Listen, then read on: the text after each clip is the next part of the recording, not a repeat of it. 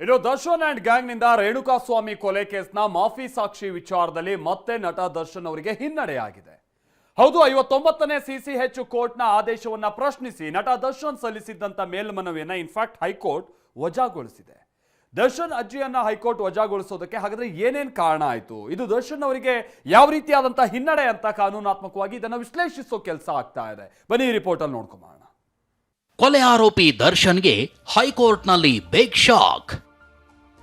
ದರ್ಶನ್ ಸಲ್ಲಿಸಿದ ಮೇಲ್ಮನವಿ ವಜಾಗೊಳಿಸಿದ ಹೈಕೋರ್ಟ್.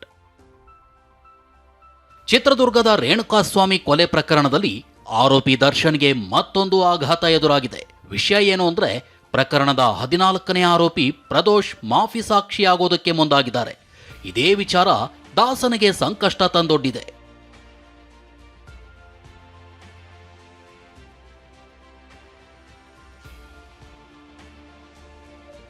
ಮಾಫಿ ಸಾಕ್ಷಿ ಅರ್ಜಿ ಪರಿಗಣಿಸುವಾಗ ತನ್ನ ವಕೀಲರ ವಾದವನ್ನು ಆಲಿಸಬೇಕು ಅಂತ ಕೋರಿ ದರ್ಶನ್ ಅರ್ಜಿ ಸಲ್ಲಿಸಿದ್ರು. ಈ ಅರ್ಜಿಯನ್ನ 59ನೇ ಸಿಸಿಎಚ್ ಕೋರ್ಟ್ ವಜಾಗೊಳಿಸಿತ್ತು. ಇದನ್ನು ಪ್ರಶ್ನಿಸಿ ಹೈಕೋರ್ಟ್ಗೆ ದರ್ಶನ್ ಮೇಲ್ಮನವಿ ಸಲ್ಲಿಸಿದ್ರು. ತುರ್ತು ವಿಚಾರಣೆಗೆ ಮನವಿ ಮಾಡಿದ್ರು. ಈ ಹಿಂದೆ ವಿನಯ್ ಕುಲಕರ್ಣಿ ಪ್ರಕರಣದ ಮಾಫಿ ಸಾಕ್ಷಿ ವಿವಾದದ ವಿಚಾರಣೆ ನಡೆಸಿದ್ದ ನ್ಯಾಯಮೂರ್ತಿ ಎಂ ನಾಗಪ್ರಸನ್ನ ಅವರಿದ್ದ ಹೈಕೋರ್ಟ್ ಪೀಠದಲ್ಲೇ ಈ ಅರ್ಜಿಯ ವಿಚಾರಣೆ ನಡೆಯಿತು. ಹಾಗಿದ್ರೆ ದರ್ಶನ್ ಪರ ವಕೀಲರು ವಾದಿಸಿದ್ದೇನು ತೋರಿಸ್ತೀವಿ ನೋಡಿ. ಮಾಫಿ ಸಾಕ್ಷಿಯಾಗಿಸುವಂತೆ ಕೋರಿ ಪ್ರದೋಷ್ ಸಲ್ಲಿಸಿರುವ ಅರ್ಜಿಯ ಪ್ರತಿಯನ್ನ ನಮಗೆ ನೀಡಿಲ್ಲ. ಪ್ರಕ್ರಿಯೆಯ ಲೋಪದ ಬಗ್ಗೆಯಷ್ಟೇ ನಾವು ವಾದ ಮಾಡುತ್ತೇವೆಂದರೂ ಅವಕಾಶ ಕೊಟ್ಟಿಲ್ಲ. ಸಹಜ ನ್ಯಾಯ ಪ್ರಕ್ರಿಯೆ ಪಾಲಿಸಿಲ್ಲ. 14ನೇ ಆರೋಪಿಯನ್ನ ಮಾಫಿ ಸಾಕ್ಷಿಯನ್ನಾಗಿಸಿದ್ರೆ ಅದರ ನೇರ ಪರಿಣಾಮ ದರ್ಶನ್ ಸೇರಿ ಸಹ ಆರೋಪಿಗಳ ಮೇಲಾಗುತ್ತೆ. ಪ್ರಭಾವ ಬೀರಿ A14 ಪ್ರದೋಷ್ನನ್ನ ಮಾಫಿ ಸಾಕ್ಷಿಯನ್ನಾಗಿಸಲಾಗಿದೆ. ಮಾಫಿ ಸಾಕ್ಷಿ ಆದ್ರೆ ಶಿಕ್ಷೆ ಆಗುವುದಿಲ್ಲವೆಂದು ಆತನಿಗೆ ದಾರಿ ತಪ್ಪಿಸಿದ್ದಾರೆ. ಮಾಫಿ ಸಾಕ್ಷಿ ಸಲ್ಲಿಸಿರುವ ಅರ್ಜಿಯ ಪ್ರತಿಯನ್ನ ನಮ್ಗೆ ನೀಡಿ ನಮ್ಗೆ ವಾದಕ್ಕೆ ಅವಕಾಶವನ್ನ ನೀಡಬೇಕು. ಆಗ ಎಸ್ಪಿಪಿ ಪ್ರಸನ್ನಕುಮಾರ್ ಕೂಡ ವಾದ ಮಂಡಿಸಿದ್ರು. ವಿನಯ್ ಕುಲಕರ್ಣಿ ಕೇಸ್ನಲ್ಲಿ ತಮ್ಮದೇ ಪೀಠ ನೀಡಿದ ತೀರ್ಪನ್ನ ಸುಪ್ರೀಂ ಕೋರ್ಟ್ ಎತ್ತಿ ಹಿಡಿದಿದೆ. ಮಾಫಿ ಸಾಕ್ಷಿಯ ಅರ್ಜಿ ಪರಿಗಣಿಸುವ ಮೊದಲು ಸಹ ಆರೋಪಿಯ ವಾದ ಕೇಳಬೇಕಿಲ್ಲ. ಸುಪ್ರೀಂ ಕೋರ್ಟ್ನಲ್ಲಿ ಜಾಮೀನು ಅರ್ಜಿ ವಿಚಾರಣೆ ವೇಳೆ ಕೊಲೆಯಲ್ಲಿ ಪ್ರದೋಷ್ ಪಾತ್ರವಿಲ್ಲವೆಂದು ಅವರ ವಕೀಲರು ವಾದಿಸಿದಾಗ ನ್ಯಾಯಮೂರ್ತಿಗಳು ಹಾಗಿದ್ರೆ ಅಪ್ರೂವರ್ ಆಗಿ ಎಂದಿದ್ರು. ಈಗ ಹಾಗೆ ಆಗಿದೆ. ಈ ಎರಡೂ ವಾದ ಆಲಿಸಿದ ನ್ಯಾಯಮೂರ್ತಿ ಎಂ ನಾಗಪ್ರಸನ್ನ ಅವರ ಪೀಠ ಮಾಫಿ ಸಾಕ್ಷಿ ಮನವಿಯನ್ನೇ ಆಕ್ಷೇಪಿಸಲು ಆರೋಪಿಗೆ ಹಕ್ಕಿಲ್ಲ ಅಂತ ಅಭಿಪ್ರಾಯಪಡಿತು. ಮಾಫಿ ಸಾಕ್ಷಿಯಾಗಿಸಲು ಸೆಷನ್ ಕೋರ್ಟ್ ಒಪ್ಪಿದ ನಂತರವಷ್ಟೇ ಸಹ ಆರೋಪಿ ಪ್ರಕ್ರಿಯೆ ಲೋಪ ಪ್ರಶ್ನಿಸಬಹುದು. ಮಾಫಿ ಸಾಕ್ಷಿ ಮನವಿಯನ್ನೇ ಆಕ್ಷೇಪಿಸಲು ಸಹ ಆರೋಪಿಗೆ ಹಕ್ಕಿಲ್ಲ. ವಿನಯ್ ಕುಲಕರ್ಣಿ ಕೇಸ್ನ ತೀರ್ಪನ್ನ ಸುಪ್ರೀಂ ಕೋರ್ಟ್ ಒಪ್ಪಿದೆ. ಸಹಜ ನ್ಯಾಯ ಪ್ರಕ್ರಿಯೆ ಈ ಹಂತದಲ್ಲಿ ಅನ್ವಯವಾಗುವುದಿಲ್ಲ. ನಿಮ್ಮ ವಾದ ಒಪ್ಪಲು ಸಾಧ್ಯವಿಲ್ಲ.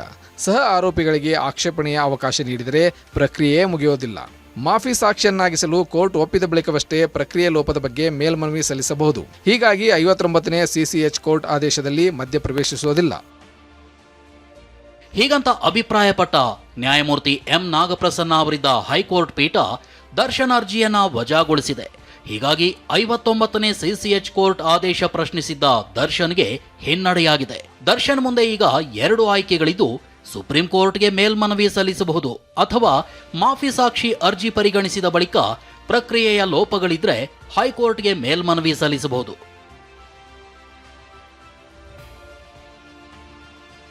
ಗಾಯ ಇನ್ನೂ ಮಾಸಿಲ್ಲ, ವಿಜಯಲಕ್ಷ್ಮಿ ಪೋಸ್ಟ್. ನಟ ದರ್ಶನ್ ಬಗ್ಗೆ ಪತ್ನಿ ವಿಜಯಲಕ್ಷ್ಮಿ ಭಾವುಕ ಪೋಸ್ಟ್ ಹಂಚಿಕೊಂಡ್ರು. ತಮ್ಮ ಇನ್ಸ್ಟಾ ಖಾತೆಯ ಸ್ಟೋರಿಯಲ್ಲಿ ದರ್ಶನ್ ಬಗ್ಗೆ ಸ್ಟೋರಿ ಹಾಕೊಂಡಿದ್ದಾರೆ. ವಿಷಯ ಏನು ಅಂದ್ರೆ, ದರ್ಶನ್ ಜಾಮೀನು ರದ್ದುಗೊಂಡು ನಾಳೆಗೆ 1 ವರ್ಷ. ಇದರ ಹಿನ್ನೆಲೆಯಲ್ಲೇ ಈ ಪೋಸ್ಟ್ ಹಾಕಿರೋ ವಿಜಯಲಕ್ಷ್ಮಿ ಗಾಯ ಇನ್ನೂ ವಾಸಿಯಾಗಿಲ್ಲ ಅಂತ ಬರೆದುಕೊಂಡಿದ್ದಾರೆ. 1 ವರ್ಷ ಕಳೆದಿದೆ, ಗಾಯ ಇನ್ನೂ ವಾಸಿಯಾಗಿಲ್ಲ, ಆ ನೋವು ಇನ್ನೂ ಭರಿಸಲಾಗದಂತಿದೆ. ಜಗತ್ತು ತನಗೆ ಅರ್ಥವಾಗದ್ದನ್ನ ನೋಡಿ ನಿರ್ಣಯಿಸಬಹುದು, ಆದ್ರೆ ನಾನು ವಿವರಿಸುವುದನ್ನ ನಿಲ್ಲಿಸಿದ್ದೇನೆ. ಈಗ ನಾನು ಕೇವಲ ಮುಗುಳ್ನಕ್ಕೂ ಉಳಿದದ್ದನ್ನ ಸಮಯ ಮತ್ತು ದೇವರಿಗೆ ಬಿಡುತ್ತಿದ್ದೇನೆ. ಈ ನಡುವೆ ದರ್ಶನ್ ಖುದ್ದು ಹಾಜರಿಗೆ ಅವರ ಪರ ವಕೀಲರು ಅರ್ಜಿ ಸಲ್ಲಿಸಿದ್ರು. ವಿಡಿಯೋ ಕಾನ್ಫರೆನ್ಸ್ನಲ್ಲಿ ಮಾತನಾಡಲು ಹೆಡ್ಫೋನ್ ವ್ಯವಸ್ಥೆ ಇಲ್ಲ. ಹೀಗಾಗಿ ಖುದ್ದು ಹಾಜರಿಗೆ ಆದೇಶ ನೀಡಲು ಮನವಿ ಮಾಡಿದ್ರು. ಆಗ ವಿಡಿಯೋ ಕಾನ್ಫರೆನ್ಸ್ ಮೂಲಕ ಹಾಜರಿಗೆ ಕಾನೂನಿನಲ್ಲೇ ಅವಕಾಶವಿದೆ ಅಂತ ಸಹಾಯಕ ಎಸ್ಪಿಪಿ ಸಚಿನ್ ವಾದ ಮಂಡಿಸಿದ್ರು. ಈ ಬಗ್ಗೆ 59ನೇ ಸಿಸಿಎಚ್ ಕೋರ್ಟ್ ಆಗಸ್ಟ್ 17ಕ್ಕೆ ಆದೇಶ ಕಾಯ್ದಿರಿಸಿದೆ. ರಮೇಶ್ ಜೊತೆ ಮಂಗಳ, TV9 ಬೆಂಗಳೂರು.